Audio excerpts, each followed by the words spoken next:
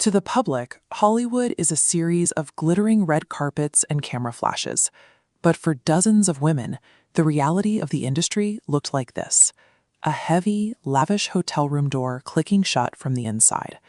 Once isolated, the power dynamic shifted entirely to physical dominance. Accusers described a massive studio boss weaponizing his size, trapping them in the room, and forcing submission while completely ignoring their repeated protests. That boss was Harvey Weinstein. In 2017, explosive investigative reports brought his actions to light, eventually prompting over 80 women to step forward and igniting the global #MeToo movement.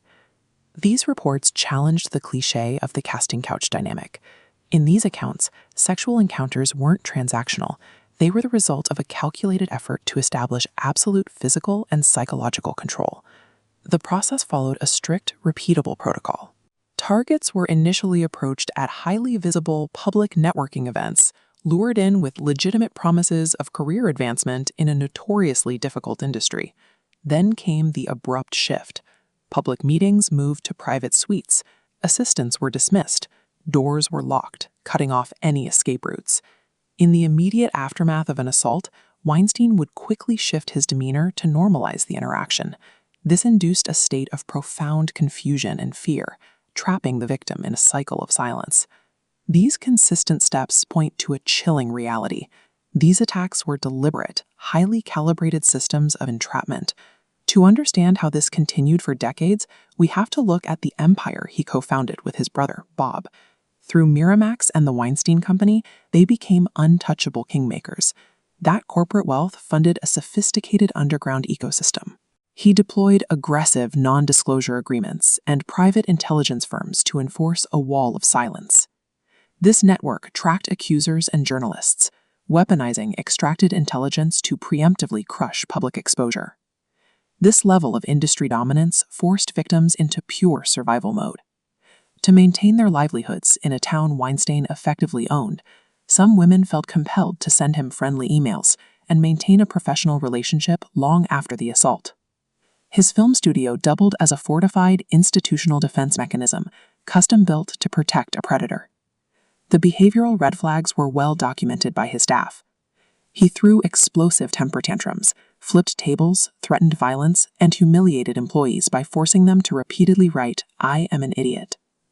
Psychologists map this escalating behavior using a framework known as the dark triad. As this diagram shows, it is a dangerous intersection of narcissism, Machiavellianism, and psychopathy that leads directly to pathological coercive control.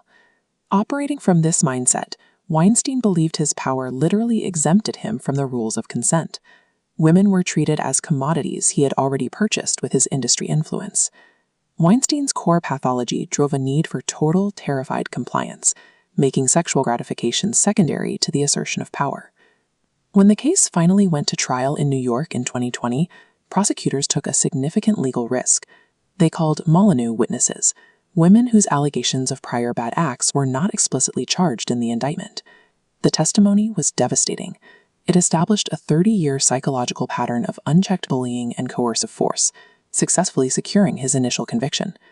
But in 2024, the New York Court of Appeals overturned that conviction. The court ruled that testimony about uncharged crimes unfairly prejudiced the jury, forcing a retrial in 2025. It created a jarring legal paradox. The exact psychological pattern that proved his predatory nature to the public became the specific legal mechanism that unraveled his conviction. During the retrials, the defense heavily scrutinized the victim's complex trauma responses. They pointed to Jessica Mann's conflicted diary entries and post-assault communications to argue the encounters were purely transactional. That defense strategy directly clashes with modern trauma psychology.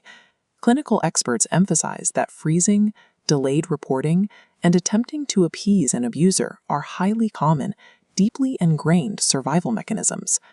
Even amidst the ongoing legal hurdles, the Weinstein saga changed the public evaluation of institutional complicity and the silence of those in power. The proceedings highlight a disconnect between the lived reality of trauma and a legal system that still prizes the perfect victim.